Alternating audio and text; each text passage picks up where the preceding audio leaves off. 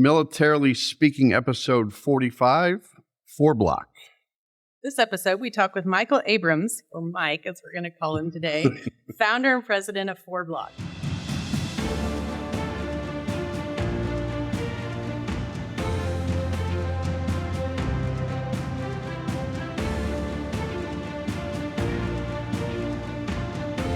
Welcome to Militarily Speaking, brought to you by Armed Forces Bank. This is Tom McLean, Jodi Vickery. Almost like one full name, Tom McLean, Jodi Vickery. I'm Travis and Taylor. Oh, no. Do we have to talk Swifty and stuff trailer. again? All right. I guess you know all about that too, Mike.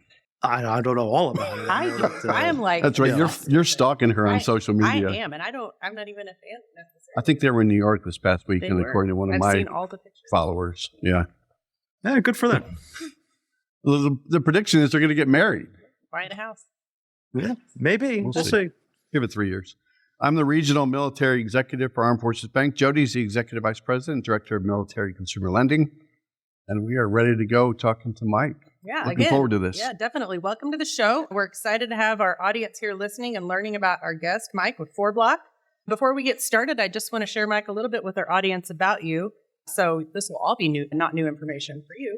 We want to tell our audience that Michael joined the Marine Corps shortly after September 11th, 2001 attacks and served on active duty for 8 years.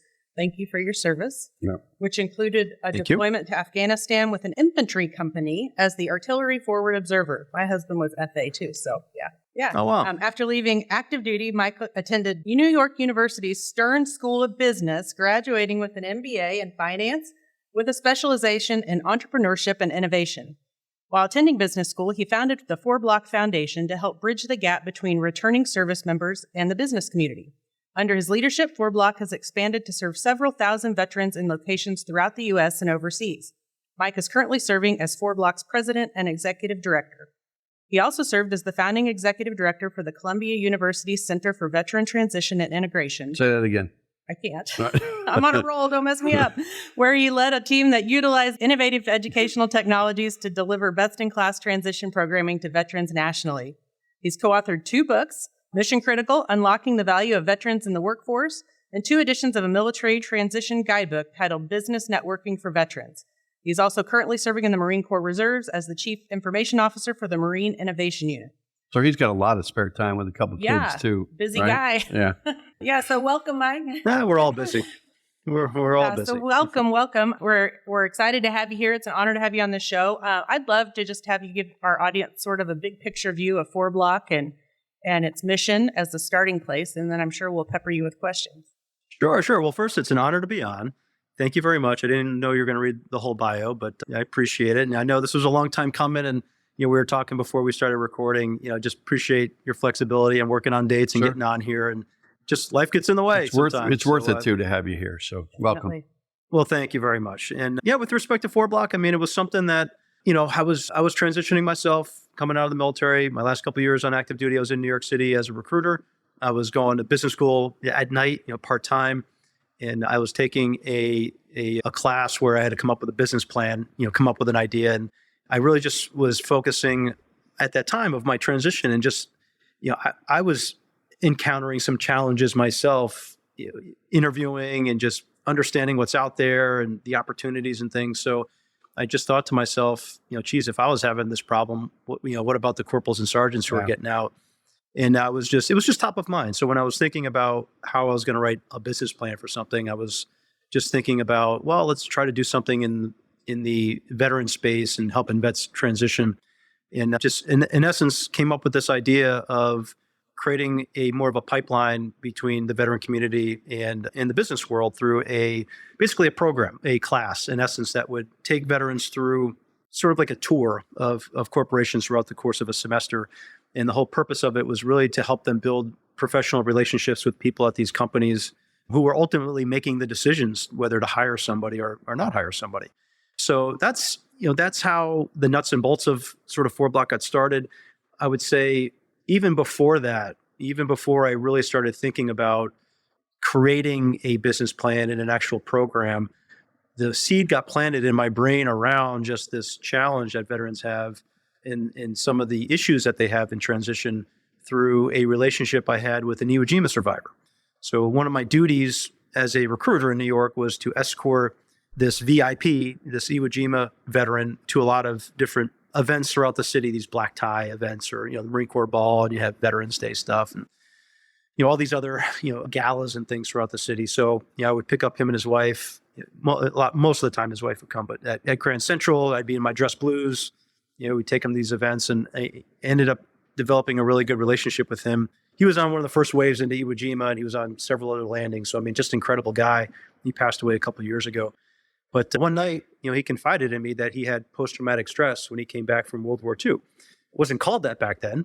And he said, but he was knowing what he knew at the time, he was exhibiting a lot of the symptoms that are, classic symptoms of post-traumatic stress disorder. And he said his uncle came and dragged his hungover butt out of bed one morning, those were his words, and got him a job in Stamford, Connecticut.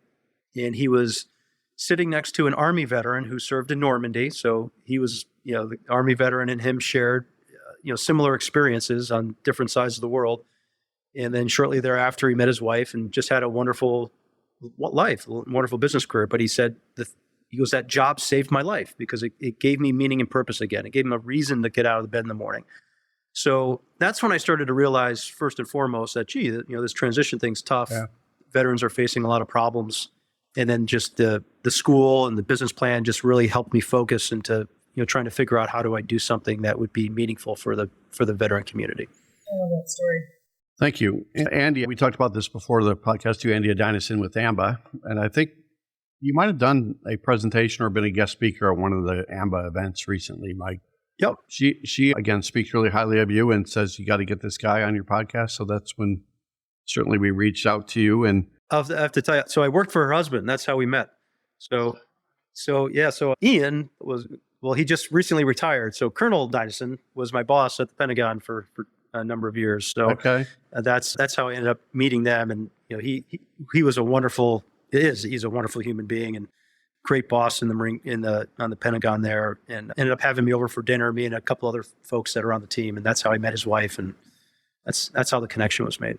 And then I think her daughter now is in the military. So yeah, there's a lot with Andy. So she's got that military connection too. Yep. The name itself, of course, I didn't know who FourBlock was, and that's kind of why you're on our podcast today, is to tell our audience who you are, and you've done a great job so far doing that. But there's a story behind the name, right? FourBlock? Correct. So there's a story behind it, and the story is we all, work for a company or have served in the military where a CEO or a general will produce their vision document. This is where we're going. This is how we're going to do business. These are our values. And they typically read like an encyclopedia, right? They're not, sometimes they're inspiring, sometimes, but, not so much. Just the facts. In most instances, it's, you kind of read it, kind of understand it and whatever. So in 1999, the Commandant of the Marine Corps at the time, General Krulak, did the same thing, except he did it in a short story. So he told a short story of a young corporal who was leading his squad through a fictitious city. And every city block that this corporal faced represented a new type of challenge that this young corporal and his Marines would face in this new era of conflict. So the argument that he was making was that the days of divisions of tanks going across the plains of Europe and fighting the Russians or a near-peer adversary probably isn't going to happen over the next 20 to 25 years or so. And we need to be prepared to engage in these lower intensity conflicts where our most junior folks, our most junior leaders, the corporals and sergeants, would have to make decisions that maybe gunnery sergeants or lieutenants or captains made in previous wars. So we have to train these young leaders how to react to these very complex situations where a decision at a corporal or sergeant level could actually have strategic implications to a conflict. So he called it the strategic corporal leadership in the 3-block war. And each, the one city block was more traditional combat or fighting. The next city block was peacekeeping or like police type of work, security and stability type operations. And then the third one was humanitarian assistance types operations. And you could be doing humanitarian assistance and get attacked. And then it would have to quickly switch to combat operations and vice versa. So before deploying me personally to Afghanistan and before other units went to Iraq, it was beaten into our brains, and how we were training our Marines was around the 3-block war. We got to prepare for the 3-block war. We got to train our folks to be successful in it. So the 4th block is that fourth and final challenge that service members have to face in order to ultimately win these wars, and that's coming back home, successfully integrating back into society, finding meaningful employment, and being able to continue to serve and be positive members of society post-military service. So that's the meaning behind FourBlock. That's pretty cool. I don't think I would have known that. I think that's the first time I heard the 3-block term in that. I wrote them down. I know. It's definitely a Marine Corps Army heavy concept because it involves boots on the ground type operations. So Navy, Air Force, typically wouldn't hear about this. Yeah, I'm going to go home tonight. My husband's retired. Test Army, him. so he got retired Army. So Tell me about the and ask him 3 about blocks. it tonight. Yeah. You said he was artillery? Yeah, he was field artillery. It's funny you say you were in recruiting. He finished his career. That's right. The His connection last too. 6 years of his 20 were in recruiting command. Oh, wow. Yeah. Yeah, once you get the recruiting stink on you, it's hard to get it off. And Yeah, they kept him there. They bounced him around. They had him in Kansas City for a while, then Oklahoma City Battalion, and then he retired actually out of USARAC at Fort Knox. Okay. How did he like Yeah. Fort Sill? He started there, FA, but they had him back at Oklahoma City Recruiting Battalion. What years was he there at Fort Sill? Oh gosh, I don't know. He Come on, retired 5 testing years you. ago, and he was in for 20. All right, so before my time. Math is super hard. I'm sure it hasn't changed much, but Yeah. I liked it. I enjoyed it there. So You're an author. I'm going to go off script too, right? So you're an author of a couple books, right? Is that a skill that you acquired, or is that just you putting your thoughts on paper? That was literally me putting my thoughts on paper and pretending that I was speaking in front of a platoon of lance corporals. So I wrote it like I was speaking. I was very lucky because there was Andrea Nuremberg. So I basically piggybacked off of her concept of networking for. So she had a whole contract with Pearson, a publisher, the biggest publisher I think out there, to write a series of books around different demographics of people. And I got connected to her through one of our board members, Rick Miners. And Andrea said, well, how would you like to co-author a networking for veterans or a business networking for veterans book? I said, yeah, absolutely. That'd be great. So I just basically started writing the book. She's like, all right, we'll get to work, and she's wonderful, a wonderful woman. And I learned a lot about networking from her. And, she took me through the process, learned a lot, but it was in essence waking up really early in the morning and just putting my thoughts on a piece of paper, pretending like I was talking in front of a bunch of lance corporals about transition and networking and how to build relationships. And ultimately, that's how the book was published. So putting a plug in for the books off topic with FourBlock is that they can go to Amazon, they can go anywhere and find those books. Yeah, they're on Amazon, BarnesandNoble.com. So if you just go anywhere, you can get it. I would say anywhere you can buy books. Anywhere you can buy books, I think. I want to switch gears just a little bit and see if you'd share with us some about the Recovering Warrior program at Walter Reed. Yeah, so that was something that we did when the wars in Iraq and Afghanistan were where we had a lot of casualties coming back from them. And so one of the founding board members of FourBlock, a guy named Bill Murray, so retired colonel, connected me with a good friend of his named Chris Facilio. And Chris was also ended up being one of the founding board members of FourBlock. Chris was the CEO of Radius Travel at the time. So he served in the Navy during Vietnam and then went into the business world, was at American Airlines for a lot of years, was a CEO of Travelocity. So he had really high level business experience and then ended up becoming the CEO of this small technology company in Bethesda. And his son was a Marine who was injured in Iraq. So he was obviously intimately involved in all that. But he started to volunteer his time at Walter Reed, just mentoring Marines and just helping them, with their transition. So Bill connected me and Chris, and then Chris ended up retiring from his job because he was just spending all of his time at Walter Reed. And we ultimately ended up creating this program where he was there almost every day. They gave him an office. He was working with all the Marines and the sailors that were there and, just providing that transition mentorship. And then we were helping to connect those who are ready to be connected to some of our corporate partners and some of our programs around the country. But these were, really badly injured, double, triple amputee, Right. severe TBI. These are folks that are 100+% disability for the rest of their lives. But what we found is, there were some who were at the time satisfied with, I'm just going to go back home and kind of go fishing and live my life and whatever. And what ended up happening is over a period of time, they'd give Chris a call and say, I want more out of life. This isn't, fishing's great for the last 6 months, but I need to do something, so Right. it just gave credence to the fact that people need purpose. People need to do something with their lives. So, the Walter Ray program, we don't do that anymore because thank God. There isn't a need for it. People aren't coming back at the rate that they were back then, for badly injured like that. So, thank God we don't have to do it right now, but it was less of a program, and it was more of Chris just being there every day and just talking to the Marines and the sailors and just us doing the best we can to help them, any way we can. And if I could share a story, I know one of the questions that you asked was, if you could share a couple stories. And, one of the stories is a gunnery sergeant. His name was Ralph D. Quebec.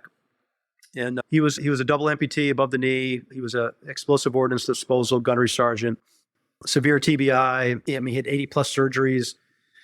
And he tells us, he's another guy who would probably be wonderful for your podcast. I'm happy to, and I don't want to steal his thunder on his story, but he ended up getting into sled hockey. And he said, Another new thing I learned today. yeah, but it's for folks who are paralyzed or you literally just sit in a sled and you have 2 hockey sticks. One side of it is the actual hockey stick, and the other side are picks, and you go across the ice with your arms, like using these picks. And he tells he's very funny about his story, and he said that he's a Mexican kid from LA who's never seen snow, and here he is, going trying to be an Olympian in sled hockey. So Chris was mentoring Ralph. Ralph really started to get into sled hockey, and it gave him purpose. It gave him a reason to sort of do something. And it was, as he talks about it, it was critical to his recovery and his therapy of just getting back into the swing of things. So I knew Chris was mentoring Ralph, and at the same time, a good friend of mine from Marsh, Marsh is one of the companies from Marsh McLean, which is an insurance company. And they had been hosting classes for us at FourBlock in New York City for years. So he gives me a call and says, "Hey, Mike, a bunch of hockey guys have been getting together, to do this hockey tournament, and we're looking to raise money for an organization. And, I floated your organization, and, what do you think?" And I was like, the light bulb came on. I go, "Well, why don't we raise money for Ralph because he wants to do this, compete." So we gave Ralph a call, and he was like, "Absolutely." So for years, we raised money for Ralph to pursue professionally his dream to make the Olympic team. And the first year we did it was in 2015, and he stood in front of everybody. I think we raised $30,000, and he goes, "My goal is to be a gold medalist, and I want to be on the team, whatever."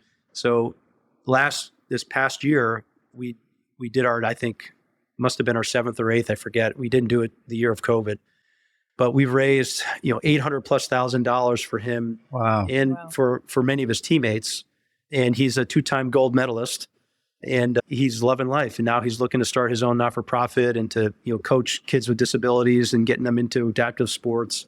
So that's just one example of a story where there's not a program on the planet that can help do that. It's like you need to be very one-on-one, very supportive and adaptive to the needs of each one of those Marines and sailors who are coming back like that. And that's just one example of how we help just one Marine really become a gold medalist.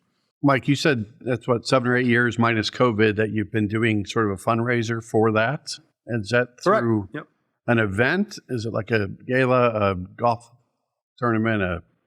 So it was a 1-day hockey tournament of all of the these insurance companies based out of New York, in Connecticut, and in New Jersey. So they get 100+ guys together. They 4, 5, 6 teams, and we have all the insurance companies sponsor. They chip in 5, 10, 15K.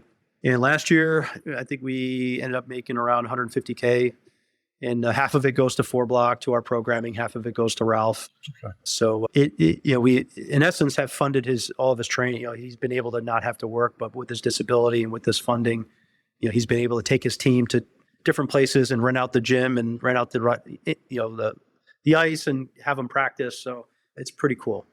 It's a similar field at KC Warriors hockey. We had a guest on a few episodes ago, Mike, that does the same thing. It's a release point, right?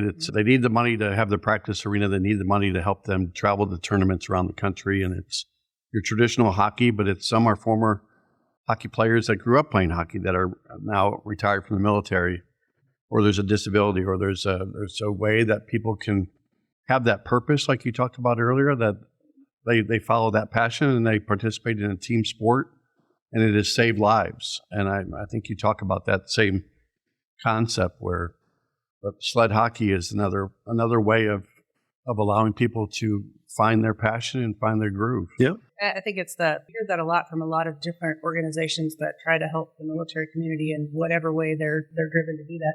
But it's about purpose. It's about paying it forward.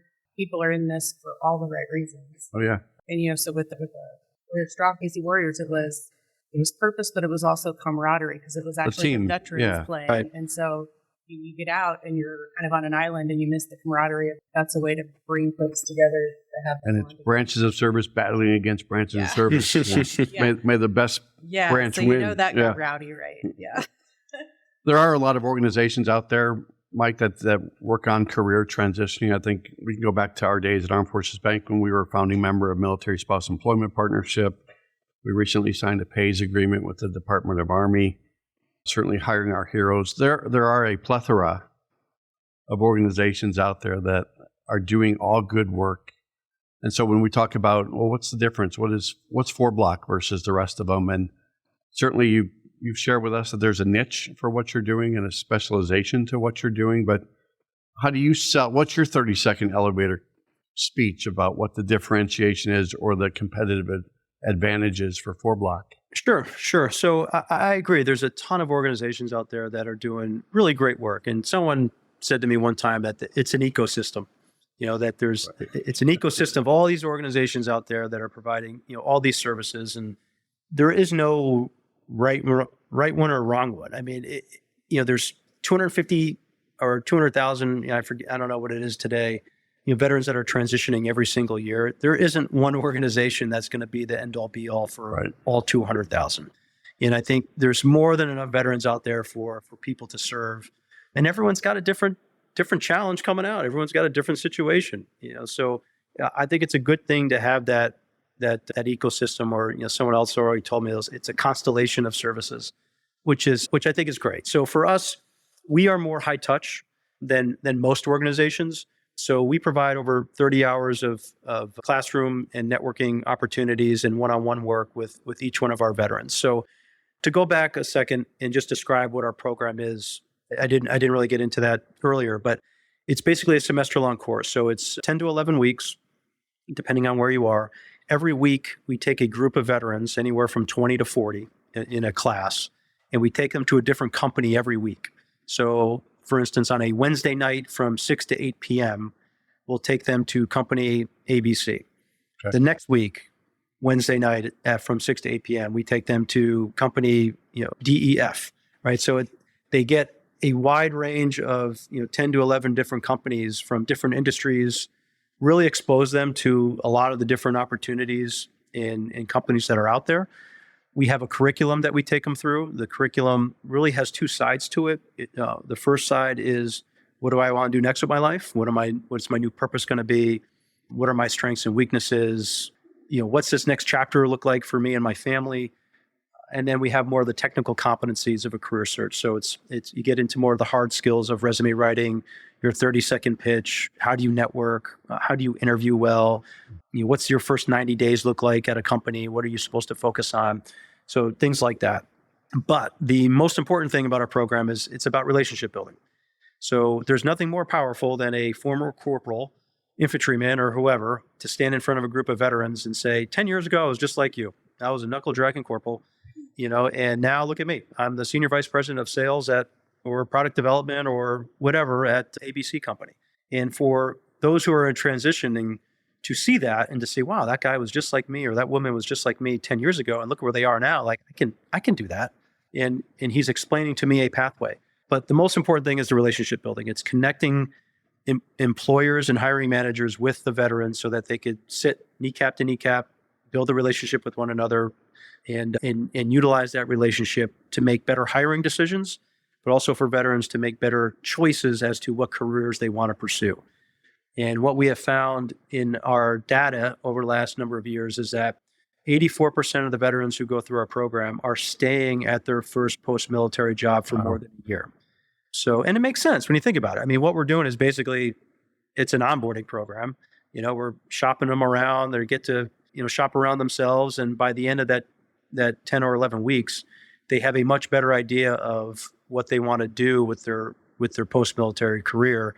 And they have a pretty good size business network that they can call upon and utilize to get connections to people who can get them the opportunities that they're looking for. Yeah, whether it's deciding where you want to go to school, right, at university, whether it's about where you want to work, what fraternity, what sorority, it's all about the networking. It's who you know. And, speaking of LinkedIn, you're at 9,264 followers on LinkedIn. You probably knew that, right? You probably know every one of them personally. But Mike, I crossed the milestone last night at 600, so I was pretty happy with 600.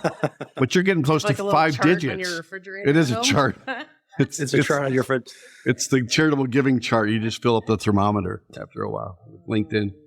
But that's great. You're networking. I'm sure that's part of the wisdom you share with transitioning military too, is to build that network and see things firsthand or have conversations with people and build those relationships. Yeah. Yep. That's really the priority of the program. And, as an example, we teach a resume class, and, through the program, they'll get feedback on their resume. They'll get someone from corporate America to give them some feedback or whatever. But, we tell them our resume class, you can go online and get any resume class you want, and ours will be about the same. But the best person to give you feedback on your resume is going to be someone who's working at the company that you're applying to. Yeah. They're going to give you that really specific feedback on how the language needs to be, how you need to set up your resume, better than any one of us could tell you. So that sets the tone with them of just, we'll give you that baseline of the content in the curriculum, but there's nothing that's going to beat you being able to build a relationship with someone at the company that you want to work for and having them help you navigate getting in there. Well said. And I think probably your advice would be unique for them, though, in the fact that you can help them translate military experience to something civilians can understand, too. Yeah. That can be a struggle. To know what skills are applicable at what level and what job description, job title. Yeah. It does transfer for sure. I want to talk about the companies that you engage with. We've got a few here that we'd mentioned, but it's an impressive list. Big companies, it's Boeing, it's Comcast, NBC Universal, ADP, Delta, a whole bunch of them. What are the steps that companies that are hearing this podcast, or maybe they've run across you in another venue before, how do they contact you, reach out, get engaged, say, I want to be a part of this. I want you to bring transitioning veterans to our organization and have us be part of that experience. Yeah, absolutely. Well, then go to FourBlock.org, FOURBLOCK.org is our website. My email, mabrams@FourBlock.org. They can reach out anytime. We have a very, very small team. So, reaching out to me is or any one of our team members, some of their contact information is on our website too. And I don't know if you have show notes or whatever, but I'm happy to, pass any of that information if you want to put it in there. But just reach out. I mean, what we typically do is we try to have them host a class for us in one of our locations or one of our virtual programs. And what that means is, as I was mentioning earlier, on a Wednesday night from 6 to 8 p.m., they would, in essence, host one of the cohorts, one of the classes of 20 to 40 veterans in one of our locations. And it could be in person at one of our larger programs in New York or DC or Atlanta, San Diego or whatever, San Antonio, or it could be a virtual one that we just do on Zoom. And we want them to be as involved in the program and in that class as possible. So depending on what week it is, every week we have a different curriculum topic. And we would encourage them, and we have lesson plans, and we've got it all written out and everything. So we would, one, work with the company if they wanted to have someone or a group of their employees teach the class. We work with them on that. Some don't. Some want us to sort of take the lead. If it's a resume writing class, for example, we would want that company to bring down 20 employees or 25 employees and actually work with the veterans in the class to review their resumes and actually give them feedback. So we want them to be as hands-on as possible and involved in the curriculum as much as possible. But then we also give them an opportunity to advocate for their company and talk about, their business model, who they are, their culture, their values, their career opportunities. How do you apply? Typically, they will bring in a senior person, or they'll bring in other veteran employees who will talk about their path from the military to that company. And then we open it up for just general questions or networking. Typically there's a half hour or so where students can mingle and talk with the employees at the company. And then we give them all, we let them know who's really interested, and they have access to not just the 20 or the 30 or the 40 who are in that particular class, but all the veterans that we have nationally for that entire year. So we'll work with about 1,000 this upcoming school year of both veterans and spouses, and we'll do our best to help ensure that 1,000 across the country understand the opportunities at that particular company, and then also link them with that company and they can hire as many as they want. We're not a placement firm. We're not a headhunter. We don't get paid based on who gets hired or anything like that. It's more about helping the veterans understand what they want and creating a pathway for them to whatever it is that they want to pursue. Yeah. That's important. I mean, just watching people go through that personal connection. Yeah. 9 times out of 10, that's how you're going to get the connection, get the job, get the offer, whatever it is that you're trying to get after, versus just cold calling people, blindly sending resumes. 2 quick stories. And I was in Seattle. We were going to this is a couple years ago, visiting one of our companies for a class. And there was this one particular lieutenant. He was an intel guy. Didn't want to go. He's like, I'm not interested at all working in this company. Not interested. And I'm like, well, just show up. You might end up being interested. And at the end of the 2 hours, he had this grin from ear to ear on. And he goes, I got an interview next week. This is awesome. This is exactly what I want. I love the culture. I'm so excited. I'm so glad I came. So that's just one anecdotal story. Rewind. Wait, what are we talking about? Well, people have got misconceptions, and they've got preconceived notions of who these companies are and what they do. And it's very natural for someone to be like, I'm not interested at all. But what folks don't realize is companies nowadays have like everything. Yeah. If it's technology, if it's security, if it's marketing, if it's product development, I mean, anything you really want is at most of these companies. So what we tell a lot of our folks is focus on the culture. You didn't join the military because you wanted to do one specific job. Maybe you did. But typically you joined because you were interested in a branch of service, or you wanted to serve, and then you kind of figured out from there. It's the same thing with a company. Find a team that you really enjoy and that a culture that you can fit in and thrive in, and then you'll figure out exactly what you do throughout your career path. That's a challenge I think every company today faces, is the cultural element of that and the retention of people and telling their story. And with social media and all these different outlets out there, people are getting preconceived notions.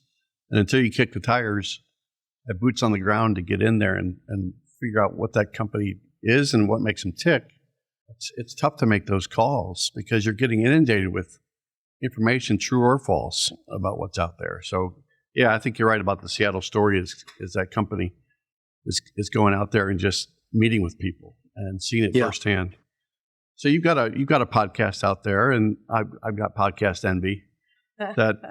So you're doing it with probably a civilian counterpart, and her name's Lindsay Pollock, right? Yep. And she has her perspective. You have your perspective, and I'm sure you married that up so that there is equal balance and fair coverage of both sides of the story. And so, is there a plug you want to put in for your podcast too? Is it where people can go? I'm sure the same platforms we have ours, but they can find out more through your podcast. What's it called? Yeah, absolutely. What's it called?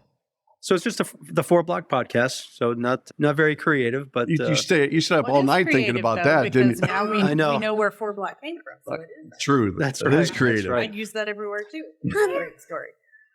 But yeah, I mean, it's on everything, all the platforms that your podcast is probably on. So you can also go to our website to learn more about it. But yeah, we just interview a lot of our alumni who are in these careers. So it's really just another way to communicate to veterans in transition, just the different opportunities and the different pathways and that are out there, and to talk about some veterans that are doing great things in the corporate world and where they came from a military standpoint. Speaking of alum, I'm going to throw a name out at you, Mike, see if you know his name. It's the same last name as Jodi, right? So Ben Vickery. Oh, I know Ben. No relation. No relation. We wanted to clear No that. relation? We wanted to clear that up on air. Yeah, Yeah. Ben. Yeah. But he's Yeah, we're going way back. an associate instructor back about 7-8 years ago, right? Yeah, I know Ben. That's all I wanted to say Okay, how do you know? Well, how do you know Ben? because I'm a stalker. Yeah. Because I looked at in doing my preparation with you, Mike. There's some people that have wonderful things about their time working at FourBlock or for FourBlock or in a role of education. And he stood out as one of his comments and the pride he took in working for you guys. So, Oh, great. yeah, it was awesome to see that. Plus he has an Oh, very cool. great last name. Plus, he has a great last name, McLean. Yeah. Your long lost brother. So we talked a little bit about your website, fourblock.org, right? www. And is there any other, people can get involved with your organization from a corporate perspective. They can donate money. They can support your fundraising events that are out there. Victoria's Legacy, right? And just opportunities galore out there, or trying to be an instructor to help you across the country. But any other ways to get involved other than what I just threw out there? You named most of them. There's another way to get involved, and it's through our career coaching program. Okay. So how that got started was we had a lot of our alumni who were coming back to our classes and just hanging out and just wanting to continue to be involved and to just be there for veterans that are transitioning. So we said, well, let's try to put these folks to work. So we created this career coaching program where as a veteran goes through our program, they get connected to a corporate executive or corporate person from one of our partner companies or an alumni who's been through our program. And they have like these weekly check-ins with them to make sure that they're on the path to success throughout their transition. And we've sort of mapped it out where every week or every 2 weeks they've got some very specific questions to ask them about how they're doing and whether or not they need some additional help. And it is really just a first line of defense for us. If someone needs some extra help, it's the coach is typically the first person to say, hey, this guy Mike is not. He needs a little bit of additional support, in his transition. It just gives us another avenue to intervene and to make sure that someone is successful in their transition. But if anyone's interested in that, they can go to our website too. And, we're always looking for some additional coaches to participate. That 84% number keeps ringing in my head about That's impressive. that percentage of people that actually stay with their employer. And that's a testament to how you make it easier for them and you provide the support they need to make that success. Well, thank you. And I know you shared a little bit at the beginning of the podcast about your background, and of course I shared your profile, but you serve obviously in the Marine Corps, you're in the Marine Corps Reserve. How did that service really shape your skills personally to cause you to be equipped and ready to do this as you transitioned? And, I think it's obvious you're passionate about it. So I'd love to hear how you've made that transition from what you did in leadership positions and transition that now really And serving, to yeah. leading and serving veterans. Great question. I would say, just what we ask young men and women in the military to do nowadays, and I'm sure, folks in previous wars, it's the same thing. We ask so much of them. At such a young age, you're in charge of folks, you're making life or death decisions, you're in a faraway land. So, you grow up quick. And you learn, feedback is also pretty quick, and it has to be. And you experience and you become very practical, in my opinion, in just life. You become a little bit more humbled. You get a little bit more grounded. You grow up quick, but there's also just this practicality that I think you experience being in the military at a very young age that serves you incredibly well when you get back home and you start thinking about careers and starting a company, because those same things that, in essence, FourBlock, it was an entrepreneurial endeavor. It was just something that, I kind of thought of, but sort of the same things that went into, just being a good leader, a good young leader, those same things went into just trying to start a company and, learning to fail fast and, trying to listen as much as you can from people who are experienced and making decisions quick. I think all those things, really played into it. But I will tell you, I mean, and I tell this story to a lot of the students who go through the program, I thought I had a chip on my shoulder coming out too. I mean, I was a young captain, Afghanistan veteran. I mean, I was like, who wouldn't want to hire me? I mean, I was thinking about going onto Wall Street and making millions of dollars and being a big shot. And I remember this Vietnam veteran said to me at breakfast one day, he's like, do you have any business experience? I'm like, no.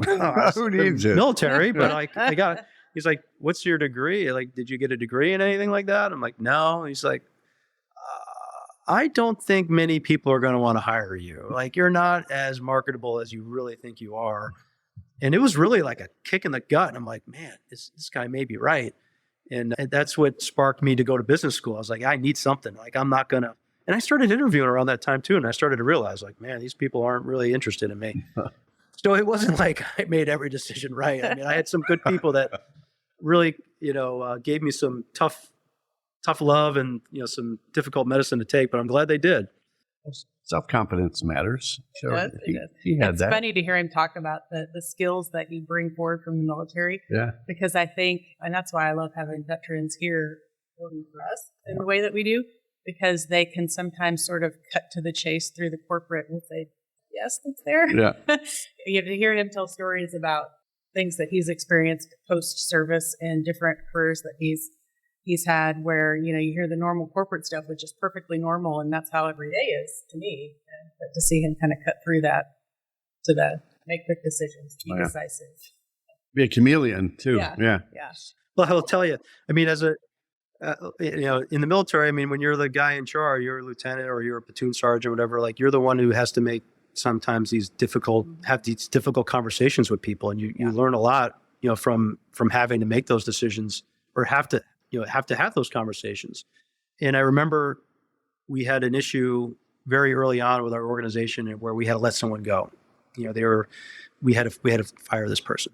And I went to one of our board members and I said, and they knew for months, this was occurring, like this is probably the path that we were going to have to take and all this stuff. So finally it was like, we have to do it now.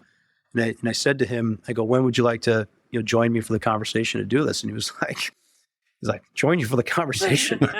He's like, that's your job. I'm not joining you for the conversation. And it just clicked really early on. And it just resonated with me just from my experience in the military that as a leader of the organization, I am the one that has to make those difficult conversations. Yeah. And no one else is going to do it but me. And that has been a theme where when things aren't going the way that they're supposed to go, or someone's not doing something they need to do, or if we have to cut something, like, there's no question, I have to be the one to do it, and I have to be the one to nip it in the butt. And I think that attitude definitely came from the military side, but I think it has served us well in most cases.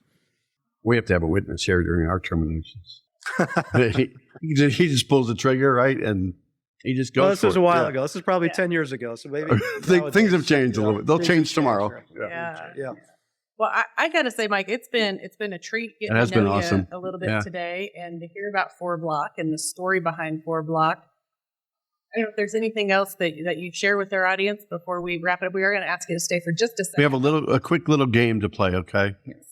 Sure. I will say one thing, though, is we are thinking about expansion to Kansas City. So Excellent. we may have to give you a call. Please and do. Maybe you all can host our first class out there.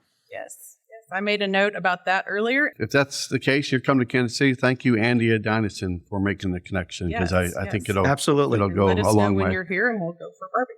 Yeah. Ooh. Yeah, definitely. Yeah. So you've been to Kansas City, right? I've driven through it. I've never experienced it.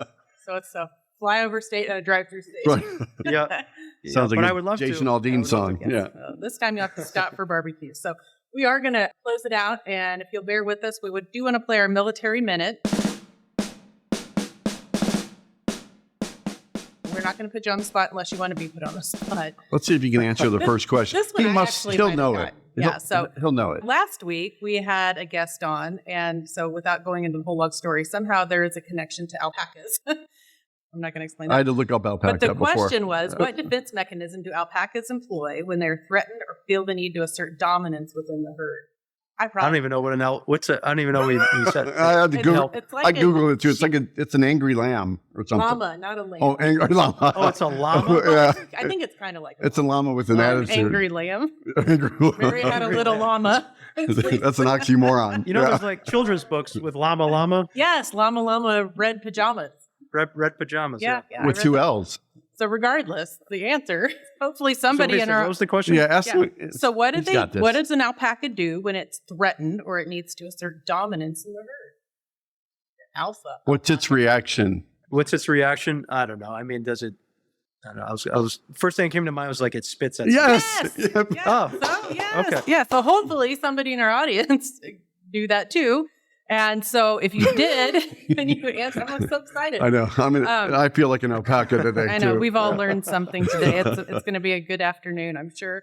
So if you answered that correctly, watch for your name to hit our social media, and you could be the winner of $50 for you and $50 to a charity of your choice. Could be the FourBlock Foundation. Could be the FourBlock Foundation, yes. So this week's Military Minute. Now, you can't answer this one, Mike. Okay, so Okay, I won't answer. But even if you know it. Yeah, but nod your head if you know the answer to it, okay? Because Okay. nobody can see you. Yes. So, all right.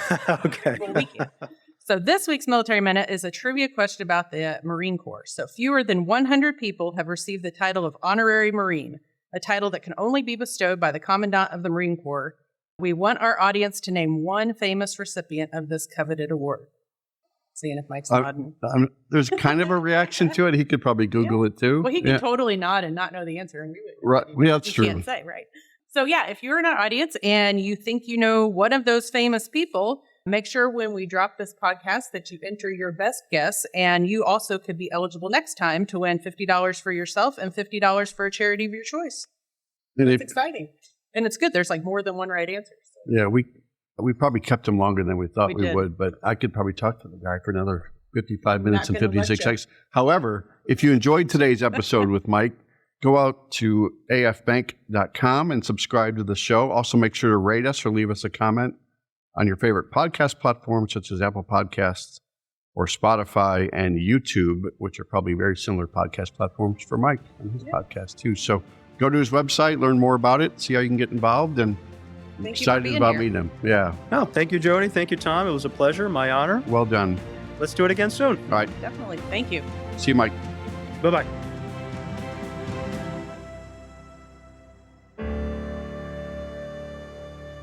Copyright 2022 Armed Forces Bank, member FDIC, equal housing lender. All non-Armed Forces Bank owned apps, websites, company names, and product names are trademarks or registered trademarks of their respective owners. Their mention does not imply any affiliation with or endorsement by Armed Forces Bank of them or their products and services. They are merely used as examples of the many available apps, companies, and websites that offer similar services. Before using any app or website, you should carefully review the terms of use, data collection, and privacy policy. Apps may have an initial cost or in-application purchase features. This information is general in nature and is not intended to be legal, tax, or financial advice. Although Armed Forces Bank believes this information to be accurate, it cannot ensure that it could change. Statements or opinions of individuals referenced herein are their own, not Armed Forces Bank. Consult an appropriate professional concerning your specific situation and respective governing bodies for applicable laws, such as IRS.gov for current tax law. Armed Forces Bank, the Armed Forces Bank logo, and the Militarily Speaking logo are registered trademarks of Armed Forces Bank.